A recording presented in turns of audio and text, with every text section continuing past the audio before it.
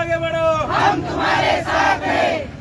कोण म्हणता देत नाही, घेतल्याशिवाय राहत नाही, कोण म्हणता देत नाही, घेतल्याशिवाय राहत नाही। जय जिजाऊ, जय शिवराय, जय जिजाऊ, जय शिवराय। आरक्षण आमच्या हक्काचं, नाही कुणाच्या बापाचं, आरक्षण आमच्या हक्काचं, नाही कुणाच्या बापाचं। कोण म्हणता देत नाही, घेतल्याशिवाय राहत नाही, कोण म्हणता देत नाही, घेतल्याशिवाय राहत नाही। जय जिजाऊ, जय शिवराय, एक मराठा, लाख मराठा, एक मराठा, लाख मराठा। कोण म्हणता देत नाही, घेतल्याशिवाय राहत नाही, कोण म्हणता देत नाही, घेतल्याशिवाय राहत नाही। एक मराठा, लाख मराठा, जय जिजाऊ, जय शिवराय।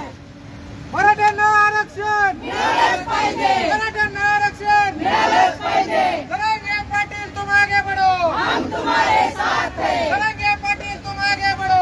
हम तुम्हारे साथ हैं। कोण म्हणताय देत नाही, घेतल्याशिवाय राहत नाही, कोण म्हणताय देत नाही। घेतल्याशिवाय राहत नाही। एक मराठा, लाख मराठा, एक मराठा, लाख मराठा।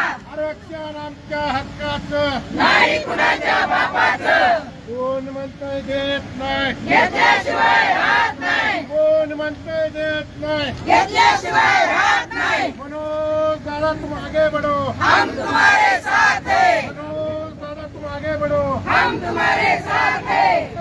एक मराठा, लाख मराठा, एक मराठा, लाख मराठा। आरक्षण आमच्या हक्काचं, नाही कुणाच्या बापाचं, आरक्षण आमच्या हक्काचं, नाही कुणाच्या बापाचं, कोण म्हणताय देत नाही। घेतल्याशिवाय राहत नाही। जय जिजाऊ, जय शिवराय, जय जिजाऊ। जय शिवराय।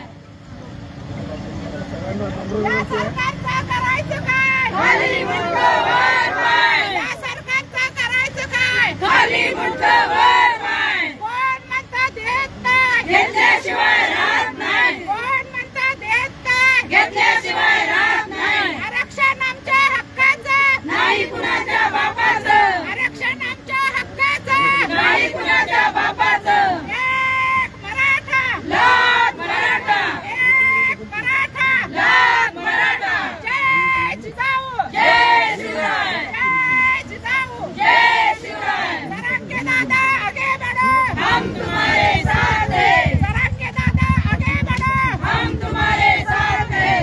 जय जिजाऊ, जय शिवराय, मराठ्यांना आरक्षण मिळालंच पाहिजे, मराठ्यांना आरक्षण मिळालंच पाहिजे। या सरकारचं करायचं काय, खाली मुंडकं वर पाय, मराठ्यांना आरक्षण मिळालंच पाहिजे। या ठिकाणी केज शहरातील मराठा बहुजन समाजातील महिला या आजच्या रस्ता रोकोचं त्यांनी आयोजन केलेलं होतं। आपण बघतोय, मी आदरणीय साहेबांना आम्ही सांगू इच्छितो, खरं आहे रस्त्यावर येणं हा गुन्हा आहे हे माहिती आहे आम्हाला आणि आपल्या सगळ्यांनाही माहिती, परंतु आमची एक इच्छा आहे शासनाकडे, जेव्हा आमरण उपोषणासारखे उपोषण केले जातात, ह्याच नाही इतर जी कारणासाठी, तेव्हा आमची इच्छा आहे शासन प्रणालीतील सगळ्या यंत्रणेनं त्याची दखल घ्यायला जावी। एक काळ होता निवेदन दिलं तर शासन हादरत होतं, आज मरत आहेत माणसं तरी नाही, म्हणून या रस्ता रोकोला शेवटचा पर्याय लोकांनी शोधलेला आहे असं आमचं मत आहे। म्हणून आमची विनंती आहे, आज तरी आम्ही त्यांना विनंती केलेली, 11 पासून त्यांनी 10:30 पासून रस्त्यावर येण्याचा त्यांचा मानस होता। आम्ही त्यांना सांगितलं, साहेबांनी विनंती केलेली, साहेबांनी केलेली होती, काल सांगितलं होतं की रस्ता रोको करता येणार नाही आणि थोडं आपल्या केसचं हे राहावं म्हणून। आम्ही साहेबांना एकच विनंती करतो की जी काही भावना आहेत, प्रश्न आहेत ते पुढे होईल, समजा काय होईल ते, फक्त आम्हाला एवढीच विनंती आहे। आम्ही त्यांनाही विनंती करतोय आता आणि आपल्या वतीने आपल्या भावना शासनापर्यंत गेल्या पाहिजेत। आम्ही त्यांना मागा हे करण्याची विनंती करतो, पण यापुढे आम्ही विनंती आहे की असे जे सामाजिक, आमचंच म्हणून नाही कुठल्याही समाजाचा लढा असू द्यायचा आहे, तो शासनानं तात्काळ दखल घेतला पाहिजे। त्याच्यावर काय नाही तर नाही सांगा, शासन तुम्हाला अडचणीत आणताय, आम्हाला पोलीस प्रशासनाला फक्त सांगताय जा आणि गुन्हे दाखल करा।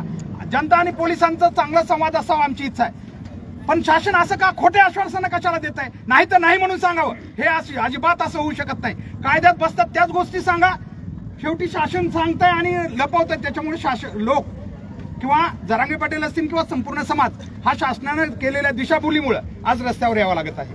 आमची इच्छा आहे की आम्हालाही आपण सगळेच बहुजन समाजातील मराठा समाजाचं जाणीव आहे.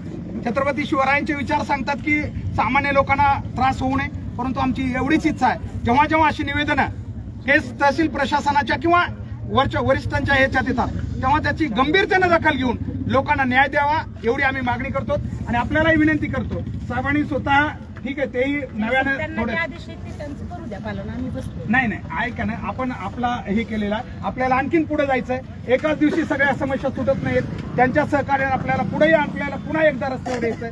त्यामुळे मी आज 15-20 दिवस झाले आमचा माणूस मरायला लागलाय. आमची सख्या सोयऱ्याचे आदेश आम्ही मागतो आणि आम्ही सख्या सोयऱ्याचे आदेश आम्ही मागतो. आमच्या सख्या सोयऱ्याचे आदेश काढू शकत नाही. आम्हाला 16%चा 10%वर कुठून आणून ठेवत आहे, कुठला आणून देत आहे. आमच्या सख्या सोयऱ्याचा आदेश काढला पाहिजे.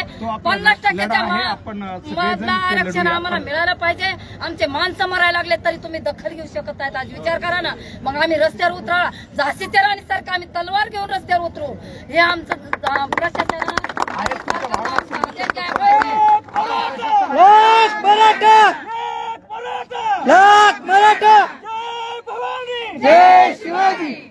आपण प्रशासनाच्या थोडं काही गोष्टी आणि आपलेच लोक थोडं आम्हाला भरपूर पुढच्या वेळेस आपण पोलीस बांधवांचा भरपूर आम्हाला आपल्याला एक वेळ नाहीये, आपल्याला पुन्हा एकदा गरज पडेल तेव्हा आंदोलन करायची आहेत. आपल्या सर्व भावना या ज्या आहेत त्या तीव्र भावना लक्षात घेतो आणि त्या प्रशासनापर्यंत पोहोचवण्याचं मी काम करतो. शेवटी कर्तव्यदक्ष अधिकारी म्हणून करतील एका ठिकाणी राहायचं आहे. तुम्हाला एका ठिकाणी राहायचं आहे, मलाही एका ठिकाणी राहायचं. उद्या आपल्याला दोघांना एकमेकांना सहकार्याचीच भूमिका ठेवायची. आज काही 5-50 लोक इथं थांबवली, काही ना प्रत्येकाला अडचणी असतातच. तर तुमच्या भावना मी तहसीलदार साहेबांच्या मार्फत आणि आमच्या DSB मार्फत शासनाकडे पोहोचवण्याचं काम करतो. तरी मी आपल्याला नम्र विनंती करतो की आता हा रस्ता सुरळीत करा. तुमचं आम्हाला सहकार्य भरपूर आहे, पण तहसीलदार साहेबांना तो यायला पाहिजे होता ना. वेळेचं मागं पुढे आपलं 11-10:30 होतं. आपण त्यांना आता सांगितलं 11चं दिलेलं होतं. पण आम्ही प्रशासनावरती आहे ना, तहसीलदार आणि पोलीस निरीक्षक एकच दर्जाचे अधिकारी आहेत. त्यांनी यायला पाहिजे होतं ना, आमची दक्षता त्यांनी घ्यायला पाहिजे होती ना. 10चं आपलं थोडं पुढे गेलो त्याच्यामुळे ठीक आहे. या ठिकाणी सर्व महिला आमच्या केजच्या भगिनी आहेत, त्या रस्त्यावर आल्या आपल्या हक्काच्या मागणीसाठी. त्यांचं या ठिकाणी अभिनंदन करतो आणि पोलीस प्रशासनाने ज्यांना त्रास झाला आमच्या या आंदोलनामुळे त्या सर्व समाज बांधवांनाही या ठिकाणी आम्ही क्षमा मागून या ठिकाणी आमचं आंदोलन मागे घेतो. धन्यवाद.